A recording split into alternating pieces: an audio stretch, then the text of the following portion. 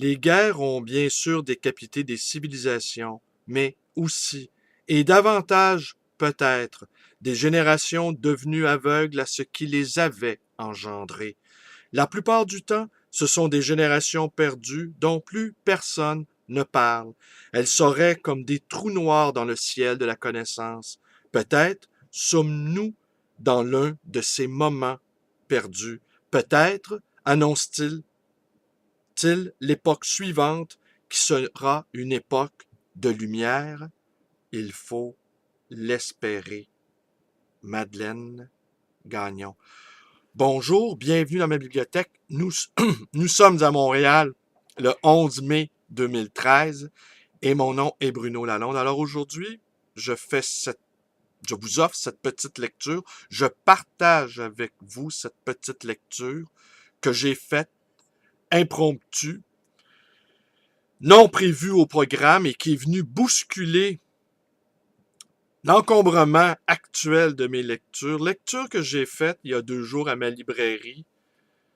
Dans l'une de ces journées où je me suis transformé à l'instar de ce petit boutiquier qui faisait tant l'envie de Rilke, ce petit boutiquier que nul ne vient déranger au milieu de ses trésors empoussiérés, au milieu de ce temps immobile où des merveilles sont gisent sur les tablettes et où le téléphone ne retentit pas, où la sonnerie du téléphone ne retentit pas, et où les visites des amis se font rares, et où le chaland également se fait rare.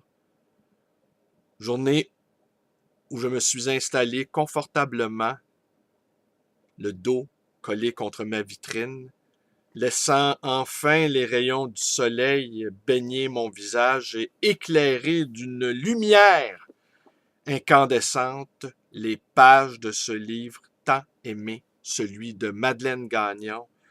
Depuis toujours, récit autobiographique. Alors que nous raconte Madeleine Gagnon dans ce récit? Eh bien, c'est l'histoire de sa vie qui va de sa naissance à Amqui jusqu'au printemps québécois qui clôt l'ouvrage, l'évocation du printemps québécois et aussi l'évocation des écrivains et des auteurs qu'elle a tant aimés. D'abord, un petit mot sur la langue, sur le style, si vous préférez, de ce livre, qui n'est pas sans rappeler, à certains endroits, la langue de Simone de Beauvoir par l'utilisation de certains temps de verbes un peu rares, un peu solennels, mais qui jamais ne sont pédants. L'utilisation, donc, disais-je, de certains temps de verbes qui vient donner à cette langue, donc, un magnifique tour. Et aussi, elle est traversée, cette langue, par des éclairs de poésie, par des moments épiphaniques où on se rend bien compte de sa proximité amoureuse avec certains poètes, Char, entre autres choses, et qui fait qu'on n'oublie pas non plus que Madeleine Gagnon est également une poète, non pas seulement qu'une théoricienne. Elle nous raconte dans ce livre, donc, la fondation de l'Université du Québec à Montréal et des assises théoriques que certains de ses professeurs ont voulu y donner. Jean-Marc Pilote est ici évoqué. Et également les figures de la contre-culture, les figures emblématiques de la contre-culture, telles que Patrick Straham. Et elle évoque aussi, dans des pages assez touchantes, les figures de Christiane Rochefort et d'Annie Leclerc. Les fins, la fin d'Annie Leclerc et la fin également de Christiane Rochefort, qu'elle a aimé et côtoyé. Alors c'est un livre donc que j'ai beaucoup aimé, que je vous invite à lire. Et le passage que je vais vous lire là, dans quelques instants, eh bien, elle nous décrit de son appartement au 22e étage, en centre-ville, l'éclosion et l'effervescence de ce beau printemps 2012, le printemps insurrectionnel de la jeunesse québécoise. Dans cette extrême chaleur qui crève l'atmosphère de Montréal en cette fin du mois de juin 2012, après une saison claire où la jeunesse est descendue par milliers dans les rues défendre une université qui ne serait pas une affaire marchande, mais un lieu de création et d'invention où l'on se reposerait en travaillant au gai savoir des justes en tout domaine qui remet la vie de l'esprit à son heureuse place, où les sciences, les arts et les philosophies auraient en douce raison des marchands du temple. Il y avait aussi des moyens et des vieux qui songeaient à revenir à ce temple, et j'en étais. De ma fenêtre du centre de la ville, aux premières loges d'un 22e étage, je les ai vus défiler chaque soir. Je les ai vus affronter les forces de l'ordre, commandés par les marchands du savoir, munis d'une loi inique, la 78, de néfastes empreintes.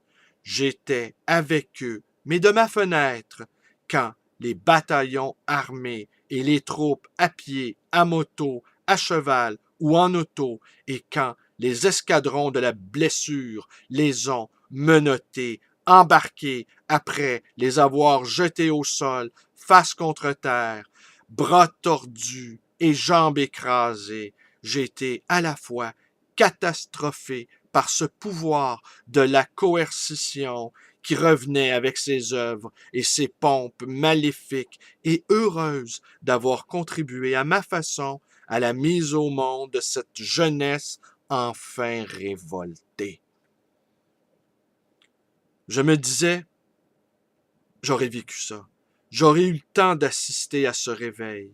J'aurais eu le temps d'entendre cette clameur, de voir cette joie qui résiste au rouleau compresseur du grand capital, ce bonheur éloquent des jeunes malgré les coups portés, et même si je ne peux plus courir avec eux dans les rues encombrées, sirènes au vent, même si je ne peux plus fuir à travers petites rues et ruelles, ni escalader les buttes et les rochers, comme il m'est arrivé si souvent d'un galet à l'autre, à marée basse, au bord de la mer du Bas-Saint-Laurent ou de la Gaspésie, même si je ne grimpe plus ni ne descends les sommets à toute vitesse avec le corps animal qui fut mien et que l'équilibre, la vive coordination, l'agilité se sont perdus à tout jamais. Je suis avec eux, résistante de tout mon être, et mon corps, mon cœur, mon esprit vif sont devenus un immense carré rouge recouvrant ce corps continent d'un horizon à l'autre, rouge sang, rouge vie, battant au rythme des océans et de tous les continents. J'ai vu les manifs à travers les rues de ma ville, et je dansais dans mon cœur.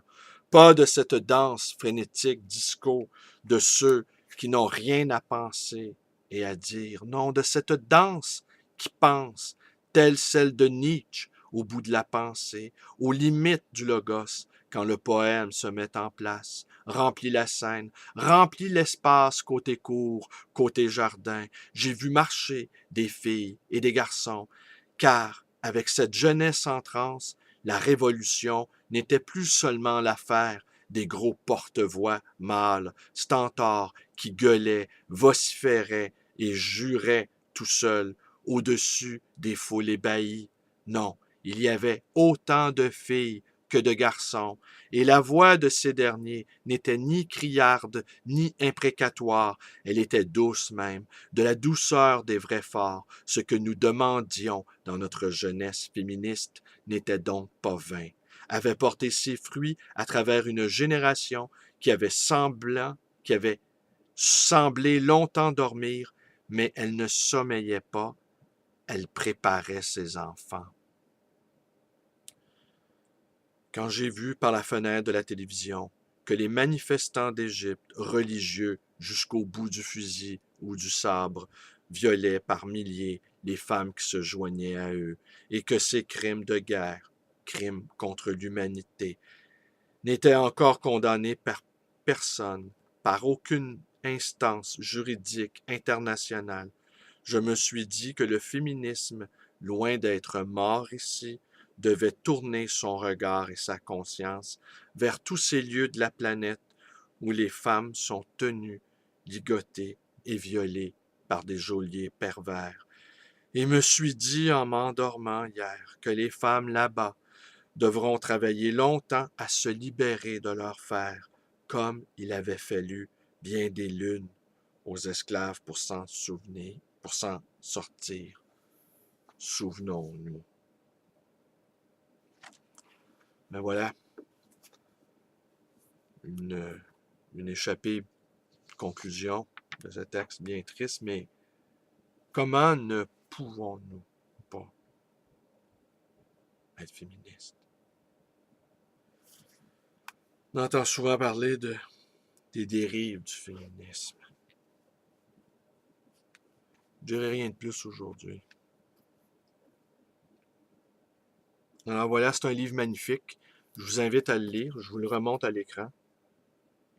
Depuis toujours. Madeleine Gagnon. Alors c'est tout pour aujourd'hui. Je vous remercie d'être avec moi. Mes vidéos vous plaisent, abonnez-vous à ma chaîne, ma page Facebook, ma librairie. Je vous donne le numéro de téléphone, 514-736-0999. Et je salue mon ami Galem qui m'a aperçu hier sortant de ma librairie, tout étonné. Eh bien oui, tout étonné de me voir sorti hors de l'écran habituel. Et il disait que c'était drôle de me voir en chair et en os. Bien sûr, derrière l'écran, il y a un homme réel, avec un cœur qui pulse et un corps qui exulte parfois. Un être vivant, quoi. Je vous remercie d'être avec moi. Allez, passez une bonne journée.